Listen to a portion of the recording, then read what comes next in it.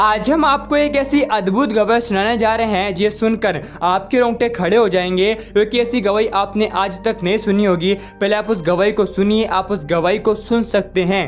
सरों को काटकर अपने घरों में लटकाने वाले खतरनाक खूंखार आदिवासी कैसे यीशु के पीछे चलने लगे। यह एक सच्ची घटना है। सच्ची घटना पर आधारित इस गवाही को बिना स्किप किए लगातार देखते रहिए। आपके जीवन में आज एक समर्पण का चमत्कार होगा। आज नए तरीके से समर्पण कर पाओगे प्रभु के सामने।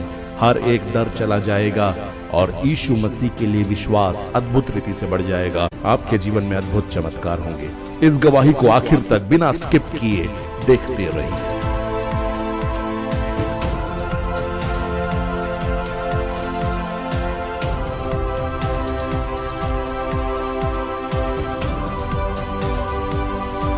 ये लगभग सन 1841 की बात है, जब भारत के उत्तर पूर्वी राज्यों में हेड हंटर्स हुआ करते थे। हेड हंटर्स यानी कि ऐसे कबीले के लोग जो लोगों के सरों को काटकर अपने शौर्य के प्रतीक के स्वरूप में अपने घरों में उन्हें रखा करते थे। हेड हंटर्स ऐसे कबीले होते थे जो यह विश्वास करते थे कि मरने के बाद उनकी आत्मा एक खास जगह पर चली जाती है, लेकिन उस सफर में उस खास जगह जाने के लिए उनको एक ऐसे साथी की जरूरत है जो उनका सामान उठाएगा जब वो मरने के बाद उस स्थान की ओर प्रस्थान करेंगे। और इसलिए वो जाकर अपने दुश्मनों का, दूसरे इंसानों का गला काट कर ले आते थे, यह सोचकर कि उसके सर में ही उसकी आत्मा है और जब मैं मर जाऊंगा तो ये व्यक्ति जिसका सर मैंने काटा है यह मेरा सामान उठाएगा और उस स्थान पर जाने के लिए जो मरने के बाद जहां मुझे जाना है। इस तरह के विचार और इस तरह के बहुत से सांस्कृतिक कारण थे जिसके कारण हेड हंटर्स, हेड हंटिंग करने वाले जो कबीले के लोग थे, जो जनजाति थी, वो सरों को काट लिया करते थे दूसरे इंसानों के। इतने खतरनाक और भीषण जनजातियों के बीच में जिन्हें सामान्य तौर पर माना जाता था बहुत ही ज्यादा क्रूर लोग हैं, आमतौर पर उन्हें बहुत क्रूर और हिंसक जनजाति के रूप में देखा जाता था। उस समय आज से लगभग 150 साल पहले की बात है, सन 1841 की यह घटना है। परमेश्वर के कुछ दास पहुंचे उन जनजातियों के बीच में जिन्हें हेड हंटर्स कहा जाता था, सिर्फ एक उद्देश्य से कि प्रभु यीशु मसीह का सुसमाचार उन्हें बताना है। प्रभु यीशु मसीह ने जो कहा कि हर जाति और हर कौम के लोग जाओ, हर जाति के लोगों को, सब जाति के लोगों को चेला बनाओ, तो इस जाति के लोग कैसे छूट जाते। इसलिए जान की जोखिम लेकर, अपने प्राणों को हथेली पर लेकर परमेश्वर के कुछ दास पहुंचे उत्तर पूर्वी भारत यानी कि असम के उन भागों में जहां पर आज से 150 साल पहले रहा करते थे खतरनाक हेड हंटर्स। हेड हंटर्स ऐसे लोग होते थे जो अपने कबीले में मर्दानगी, शौर्य, महानता और स्टेटस के लिए दूसरे आदमियों का शिकार करते थे और उनके सरों को काटकर अपने घरों में लटका लेते थे। ये उनकी शक्ति का प्रतीक समझा जाता था। जो प्रचारक वहां पहुंचे मृत्यु से भी नहीं डरते थे, क्योंकि उनके अंदर प्रभु यीशु मसीह की वह बात गूंज रही थी कि जाओ और सब जाति के लोगों को चेला बनाओ। अगर हम नहीं जाएंगे तो कौन जाएगा। इसलिए प्रभु के कुछ दास वहां पहुंचे। भीषण जंगलों के बीच में वो सुसमाचार प्रचार करने के उद्देश्य से वहां पहुंचे। और जब परमेश्वर के ये दास वहां पर जंगलों के बीच में चलते हुए जा रहे थे, वो पहुंच गए उस जनजाति के बीच में जो सबसे ज्यादा खूंखार मानी जाती थी। वह थी गारो जनजाति। गारो जनजाति के गांव के बीच में ये प्रचारक, ये प्रभु के दास पहुंच गए और उन्होंने अपनी जान को जोखिम में डालकर वचन सुनाना शुरू किया।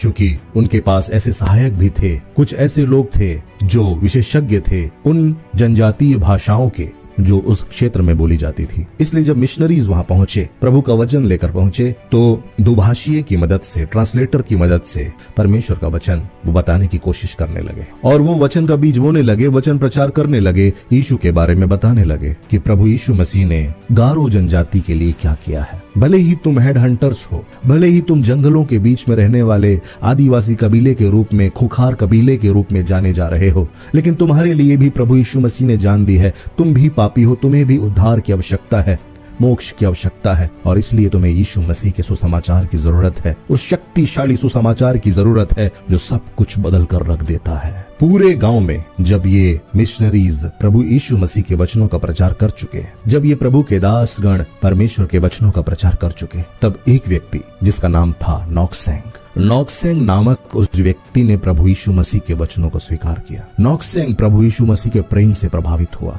परमेश्वर के उस प्रेम से प्रभावित हुआ। नॉक्सेंग ने विश्वास किया कि यीशु मसीह ही प्रभु है।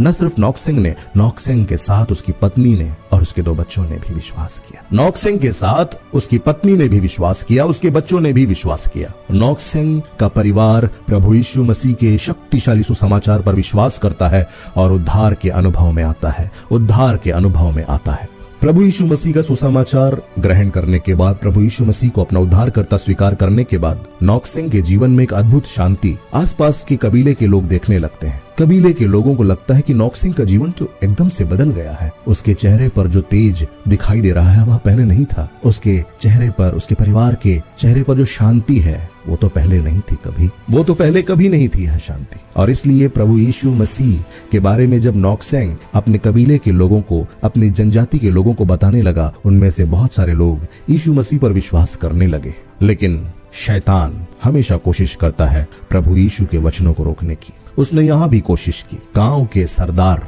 उस जनजाति के सरदार, उस गांव के सरदार के मन में शैतान ने एक बात डाली और उस सरदार के मन में यह बात गूंजने लगी कि नॉक्सेंग ने यीशु नामक एक विदेशी ईश्वर को ग्रहण कर लिया है। उसके कानों में यह खबर पहुंची कि नॉक्सेंग तो किसी दूसरे ईश्वर को मानने लगा है। वो पहाड़ों की पूजा करना छोड़ चुका है, वो पत्थरों की पूजा करना छोड़ चुका है। नॉक्सेंग एक विदेशी ईश्वर की उपासना करने लगा। नॉक्सेंग प्रभु यीशु मसीह को स्वीकार कर चुका है और नॉक्सेंग कह रहा है कि प्रभु यीशु मसीह राजा है। शायद यह नॉक्सेंग अगर इसी तरह से प्रचार करते रहा तो सारा गांव यीशु पर विश्वास करने लग जाएगा और फिर मेरी सत्ता का क्या होगा? मैं कैसे यहाँ का राजा बने रहूंगा? अपनी सत्ता को, अपनी ताकत को खतरे में देखकर नॉक्सेंग के विरोध में उस गांव के सरदार ने, कबीले का वह सरदार, गांव का वह सरदार नॉक्सेंग के विरोध में योजनाएं बनाने लगा कि कैसे नॉक्सेंग को रोका जाए, नॉक्सेंग और उसके परिवार को कैसे रोका जाए। और अंत में उसने संपूर्ण गांव की एक बड़ी सभा बुलाई,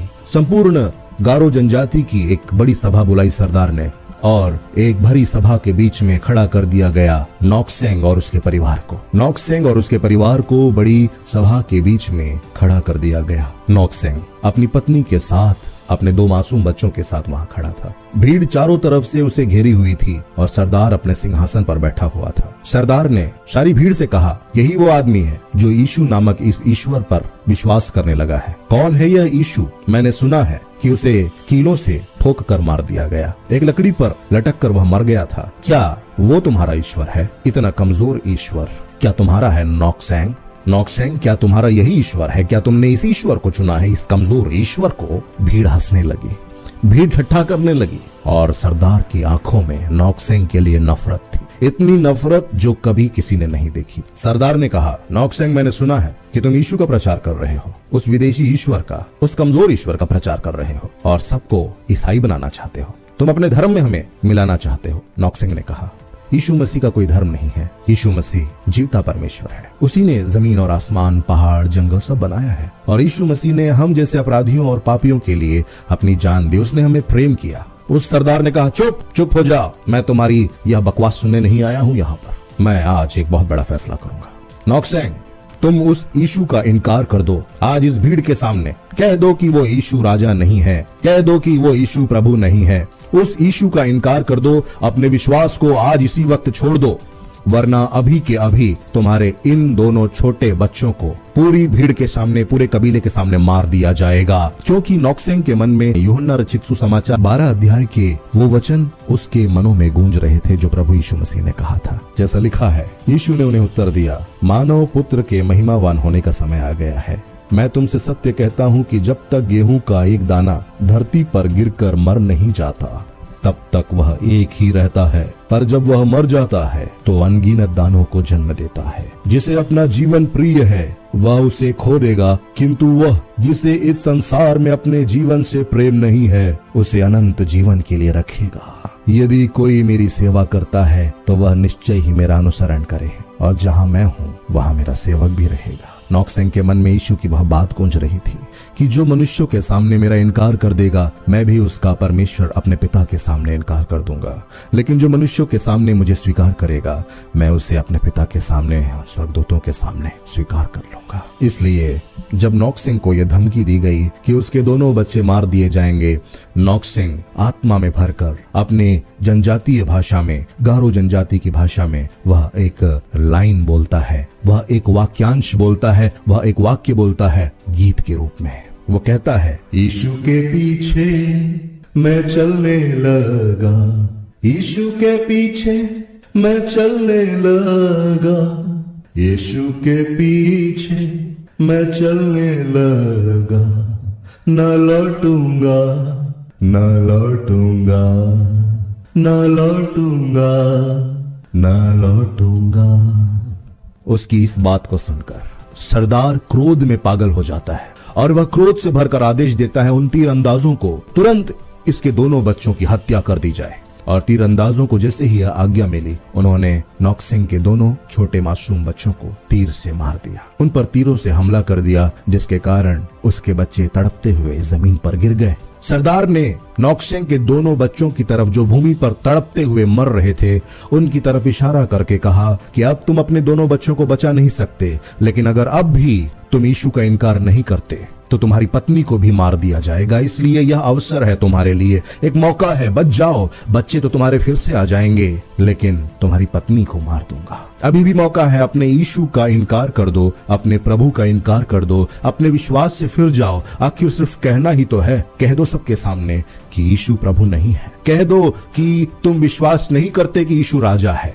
कह दो, अपने विश्वास का इनकार कर दे नॉक्सेंग, अपने विश्वास का इनकार कर दे नॉक्सेंग, अपने विश्वास का इनकार कर दे नॉक्सेंग। यही वह मौका है तो अपनी पत्नी को बचा सकता है। नॉक्सेंग ने कहा, प्रभु के इन वचनों को स्मरण करते हुए पवित्र आत्मा की शक्ति से भरकर, अगर कोई मेरे साथ ना आए, अगर कोई मेरे साथ ना आए, अगर कोई मेरे साथ ना आए, न लौटूंगा, न लौटूंगा, न लौटूंगा, न लौटूंगा। उसके इस गीत को सुनकर सरदार फिर से क्रोध से भर गया और उसने तुरंत आज्ञा दी कि 1 सेकंड भी देरी किए बिना तुरंत इसकी पत्नी की हत्या कर दी जाए। और नॉक्सेंग की आंखों के सामने उसकी पत्नी को भी मार दिया गया, उसकी पत्नी की भी हत्या कर दी गई। नॉक्सेंग ने देखा कि उसके 2 बच्चे और उसकी पत्नी जमीन पर तड़पते हुए मर चुके हैं। उनकी लाशें वहां पर जमीन में हैं। भीड़ चारों तरफ तमाशा देख रही है खड़े होकर। नॉक्सेंग का ही बचपन का एक दोस्त वहां पर खड़ा था और तमाशा देख रहा था। नॉक्सेंग के परिवार के लोग वहां पर चुपचाप खड़े, सर झुकाकर खड़े थे। नॉक्सेंग ने सोचा, यह लोग तो बड़े बड़े दावे करते थे कि यह मुझे बचाएंगे, मुझसे प्रेम करते हैं, लेकिन जितने लोग दावा कर रहे थे कि मुझसे प्यार करते हैं, कोई भी एक आवाज नहीं उठा रहा, किसी ने एक शब्द नहीं बोला। और इसलिए वह इस बात के लिए और ज्यादा पक्का हो गया कि यीशु ही वह एक मित्र है जो साथ कभी नहीं छोड़ेगा। अगर मैं इन लोगों के लिए अपने प्रभु का इनकार कर देता तो मुझ पर हाय होता। हाय था मुझ पर, लेकिन धन्यवाद उस परमेश्वर का जिसने मेरी आंखें खोल दी और दिखाया कि इन इंसानों पर मुझे भरोसा नहीं करना है। मेरा भरोसा यीशु मसीह पर होना चाहिए, मेरा भरोसा परमेश्वर पर होना चाहिए। ऐसा वह मन ही मन सोचने लगा कि इंसान तो तमाशबीन है, बड़ी बड़ी बातें करते हैं। उस कबीले का सरदार फिर से गुस्से में आकर कहता है, तो नॉक्सेंग, तुम्हारी पत्नी मर चुकी है, तुम्हारे बच्चे भी मर चुके हैं। अब एक अवसर तुम्हें देता हूं, एक आखिरी अवसर तुम्हें दे रहा हूं नॉक्सेंग, एक आखिरी मौका तुम्हें दे रहा हूं। तुम अपने बच्चे को और अपनी पत्नी को शायद प्रेम नहीं करते थे, लेकिन शायद अपनी जान तो तुम्हें प्यारी होगी ना। अपने आप को बचा ले, क्योंकि इस दुनिया में सारे लोग जीना ही तो चाहते हैं। कौन है जो मरना चाहता है? जानवरों से लेकर इंसान तक सब अपनी जान को बचाना चाहते हैं। उन सब के लिए प्राणों से ज्यादा कीमती कुछ नहीं है नॉक्सेंग। इसलिए मैं तुझे अवसर दे रहा हूं कि चल इन सब के सामने बोल दे कि यीशु तेरा प्रभु नहीं है। अपने विश्वास से मुकर जा इसी वक्त और मैं तुझे जिंदा छोड़ दूंगा। तू बच जाएगा, इस दर्दनाक मौत से तू बच जाएगा। नॉक्सेंग ने विश्वास के साथ सरदार की आंखों में आंखें डालकर कहा। मृत्यु की आंखों में आंखें डालकर वह नॉक्सेंग वहां खड़ा था, क्योंकि उसे परमेश्वर का वचन पता है जिसमें लिखा हुआ था, यीशु मसीह ने मृत्यु को हरा दिया है। हे मृत्यु तेरी विजय कहां रही? हे मृत्यु तेरा डंक कहां रहा? नॉक्सेंग ने आंखों में आंखें डालकर उस सरदार से कहा, दुनिया को छोड़कर सलीब को लेकर, दुनिया को छोड़कर सलीब को लेकर, दुनिया को छोड़कर सलीब को लेकर न लौटूंगा, न लौटूंगा। अब जो यीशु के पीछे चलने लगा हूं, मैं लौटूंगा नहीं। नॉक्सेंग ने सरदार के सामने, भीड़ के सामने, उसकी पत्नी ने, उसके बच्चों ने इनकार नहीं किया। उन्होंने कहा कि यीशु के पीछे मैं चलने लगा, न लौटूंगा। उसकी पत्नी ने भी कहा था, यीशु के पीछे मैं चलने लगी हूं, मैं ना लौटूंगी। अगर कोई मेरे साथ ना आए, चाहे मेरे परिवार के लोग मेरे साथ ना आए, चाहे मित्र साथ आए ना आए, चाहे कोई भी मेरे साथ आए ना आए, मैं नहीं लौटूंगा क्योंकि मैं यीशु मसीह के साथ उस यात्रा पर निकल चुका हूं जो अनंत जीवन की ओर जाती है। ये शरीर एक दिन मर जाएगा, लेकिन यीशु ने वादा किया है उस जीवन का जो अनंत जीवन है। और गुस्से से तमतमाए हुए उस सरदार ने आदेश दिया, तुरंत इसे भी मार दिया जाए। इस जैसे व्यक्ति को हमारे कबीले में, हमारे जनजाति में रहने का कोई अधिकार नहीं है। मार दिया जाए जो यीशु पर विश्वास करता है। और नॉक्सेंग को भी सबके सामने मार दिया गया, उसकी हत्या कर दी गई। नॉक्सेंग और उसका पूरा परिवार प्रभु यीशु मसीह पर विश्वास करने की वजह से आज जमीन पर लेटा हुआ था। उनकी लाशें वहां पर पड़ी हुई थीं, वो मर चुके थे, उनका शरीर वहां था। सब लोग सोचने लगे, आखिर उनमें से कई लोग यह भी सोचने लगे कि अगर सच में इसका ईश्वर सच्चा होता तो इन्हें बचा लेता। उनके शरीरों को फेंक दिया जाता है, उनके शरीरों को दफना दिया जाता है उसके बाद। लेकिन उसके बाद एक चमत्कार होता है, उसके बाद एक चमत्कार होता है, एक बड़ा चमत्कार जिसकी किसी को प्रतीक्षा नहीं थी। कि जैसा नॉक्सेंग जिस वचन को स्मरण कर रहा था जब उसके सामने मौत खड़ी थी, जब उसके सामने लोग खड़े थे उसे मारने के लिए, नॉक्सेंग जिस वचन को स्मरण कर रहा था वह वचन था जो यीशु ने कहा, जब एक गेहूं का दाना मर जाता है और भूमि पर गिर जाता है, वो मरता तो अकेले है, गिरता तो अकेले है गेहूं का दाना, लेकिन जब उगता है मरकर तो अनगिनत गेहूं के दानों को जन्म देता है। और अद्भुत चमत्कार उस गांव का और उस कबीले का इंतजार कर रहा था। अद्भुत चमत्कार उस गांव का और उस कबीले का इंतजार कर रहा था। गांव का सरदार, कबीले का सरदार इस घटना के बाद चैन से सो नहीं पा रहा था। रात के समय वो करवटें बदलते रहता था, लेकिन उसे निद्रा नहीं आ रही थी, नींद नहीं आ रही थी। दिन में भी उसे चैन नहीं था। उसकी आंखों के सामने नॉक्सेंग की वो विश्वास से भरी हुई आंखें जिसमें डर का लेश मात्र भी नहीं था, डर का एक अंश भी नहीं था, वो आंखें जिसमें मृत्यु का डर समाप्त हो चुका था, उस कबीले के सरदार को परेशान किए जा रही थी। रात में वो सोचा करता था कि आखिर वो कौन सा परमेश्वर है जिसके लिए नॉक्सेंग ने अपने प्राणों की भी परवाह नहीं की, क्योंकि इस पूरी दुनिया में सबसे ज्यादा कीमती इंसान के लिए उसकी जान होती है। सारे लोग इसलिए भाग रहे हैं, सुबह से लेकर शाम तक इसीलिए काम कर रहे हैं, शिकार कर रहे हैं, परिश्रम कर रहे हैं, ताकि अपने प्राणों को बचा सके, अपनी जान को बचा सके, अपने शरीर को जिंदा रख सके। लेकिन नॉक्सेंग का ईश्वर कौन सा ईश्वर है जिसके लिए नॉक्सेंग ने अपने प्राणों की भी परवाह नहीं की, जो सबसे ज्यादा कीमती है मेरे लिए, उस प्राण की भी उसने परवाह नहीं की। वो क्या है उस इंसान में खास जो आज से 2000 साल पहले इस दुनिया में आया था, जिसको कीलों से ठोक कर मार दिया गया था? क्या था उस इंसान में खास जिसको आज से 2000 साल पहले क्रूज पर लटका दिया गया था? एक लकड़ी पर लटक जाने वाला, 3 किलो से मर जाने वाले उस मनुष्य में ऐसा क्या खास है जो आज नॉक्सेंग और उसका परिवार उस व्यक्ति के लिए मरने को तैयार हो गया? ऐसा वह सोचने लगा, आखिर क्या खास बात है उसके परमेश्वर में जो उसने अपने प्राणों की भी परवाह नहीं की?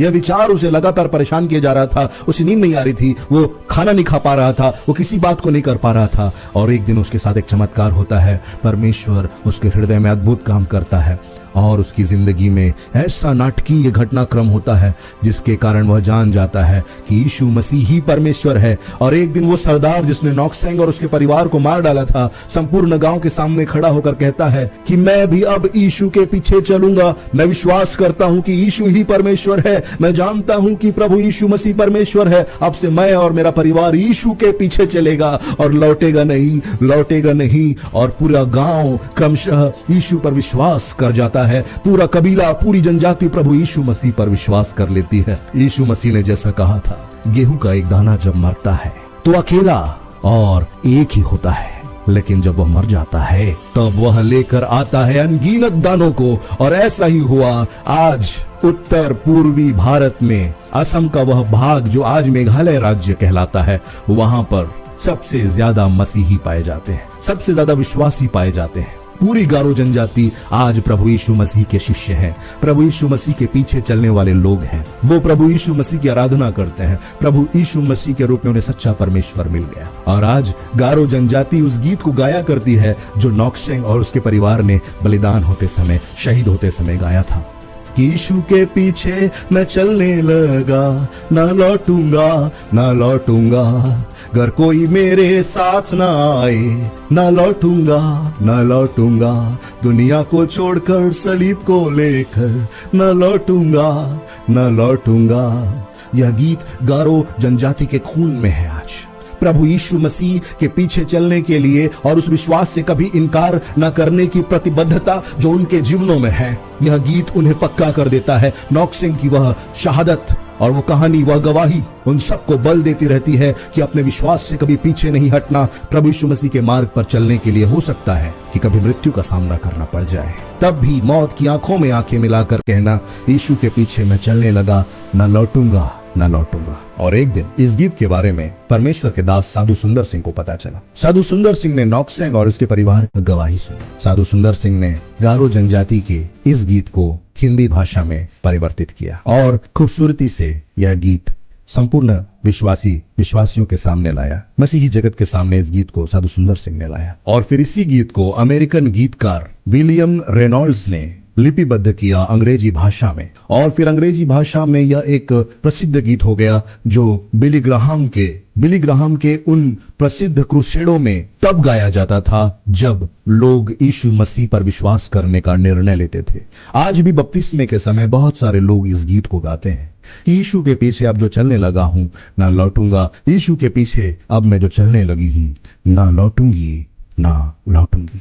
मसीह ही पर्याप्त है, यीशु ही पर्याप्त है, संसार की हर एक चीज मिट जाएगी। आज जिस घर में आप रह रहे हैं वहां कोई और रहेगा, आज जिस वस्त्रों को आप पहन रहे हैं वो एक दिन घुन खा जाएगी। चीज आप अपनी आंखों से देख सकते हैं वह सब एक न एक दिन मिट जाएगी, और आपका शरीर जिसको आप आज देख रहे हैं वह भी निश्चित एक दिन मिट जाएगी। तो फिर इस दिखने वाली चीजों के पीछे नहीं भागना है, पर जैसे नॉक्सेंग ने किया, उसने अदृश्य को देखा, अपने विश्वास के लिए स्थिर रहा, वह डरा नहीं, घबराया नहीं, उसने यीशु का इनकार नहीं किया। उसने प्रभु से कहा, प्रभु मैं तेरे पीछे चल पड़ा हूं, अब ना लौटूंगा, क्योंकि मैंने वह प्रेम देख लिया है जो संसार में कहीं नहीं। मैंने प्रभु यीशु मसीह को चख लिया है, और जिसने प्रभु यीशु मसीह को वास्तव में चख लिया वह कभी पीछे नहीं हट सकता। आज सताओं के बीच में क्या मैं और आप अपने आप से यह सवाल पूछेंगे कि कल अगर हम नॉक्सेंग की जगह हुए तो क्या हम भी यह गीत गा पाएंगे? इस वीडियो को शेयर आप सभी इस वीडियो को भी छोड़ के ना जाए, आप सभी इस वीडियो को पूरा जरूर देखें। जैसा कि आपने वीडियो में देखा कैसे उन आदिवासियों की जिंदगी में प्रभु यीशु मसीह ने चमत्कार किया, और प्रभु यीशु मसीह का वचन कहता है ना बल से ना शक्ति से परंतु परमेश्वर की आत्मा के द्वारा होगा। इसलिए आप विश्वास कीजिए कि जो आपने इस गवाही को सुना है, इसलिए प्रभु यीशु मसीह आपकी जिंदगी में एक सामर्थ्य चमत्कार करेंगे, और यीशु मसीह के नाम से परमेश्वर आपकी परिस्थितियों को बदलेंगे, क्योंकि प्रभु यीशु मसीह का वचन कहता है विश्वास करने वाले के लिए सब कुछ हो सकता है। और हमारे प्रभु यीशु मसीह के लिए कोई काम कठिन नहीं है, हमारे प्रभु यीशु मसीह के लिए कोई काम असंभव नहीं है, क्योंकि हमारा परमेश्वर इतना सामर्थ्य है कि उसने लाल समुद्र को 2 भाग कर दिया, यरीहो की दीवार को गिरा दिया। इसलिए आप विश्वास कीजिए। और आज आप चिंतित हैं या आज आप प्रॉब्लम में पड़े हुए हैं, तो प्रभु यीशु मसीह भी आपकी समस्याओं को आज अंत करने जा रहे हैं, क्योंकि प्रभु यीशु मसीह का वचन कहता है हमारे प्रभु यीशु मसीह के लिए कोई काम असंभव नहीं है। और यीशु मसीह का वचन कहता है जो मनुष्य से नहीं हो सकता वो परमेश्वर से हो सकता है, क्योंकि परमेश्वर से सब कुछ हो सकता है। यीशु मसीह का वचन कहता है यूहन्ना 3:16 में, क्योंकि परमेश्वर ने जगत से ऐसा प्रेम रखा कि अपना इकलौता पुत्र दे दिया, ताकि जो कोई उस पर विश्वास करे वह नाश न हो परंतु अनंत जीवन को और बहुतायत के जीवन को प्राप्त करे। आज बहुत सारे लोग हैं जो कि अंधकार में पड़े हुए हैं और हमारे सच्चे परमेश्वर को, जो कि हमारा प्रभु यीशु मसीह है, उसे नहीं जानते।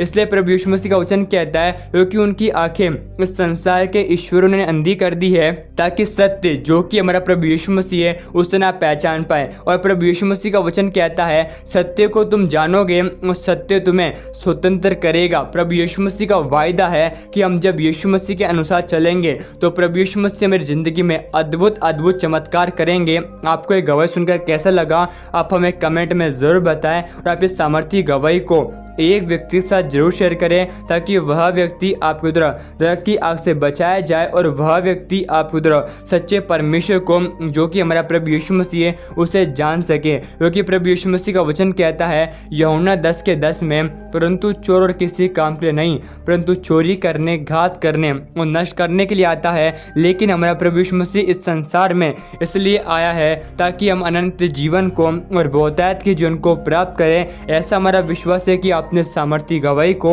एक व्यक्ति से शेयर कर दिया है। प्रभु यीशु मसीह आपकी जिंदगी में एक सामर्थ्य चमत्कार करने जा रहे हैं, और आप सभी हमारी बातों से सहमत है तो आप विश्वास से कमेंट में आमीन टाइप करें। आप हमारे यूट्यूब चैनल को सब्सक्राइब भी कर ले। क्या पता एक प्रभु यीशु मसीह का वचन आपकी पूरी जिंदगी बदल दे। परमेश्वर आप सभी के साथ है। प्रभु यीशु मसीह आपकी जिंदगी में बहुत आशीष दे।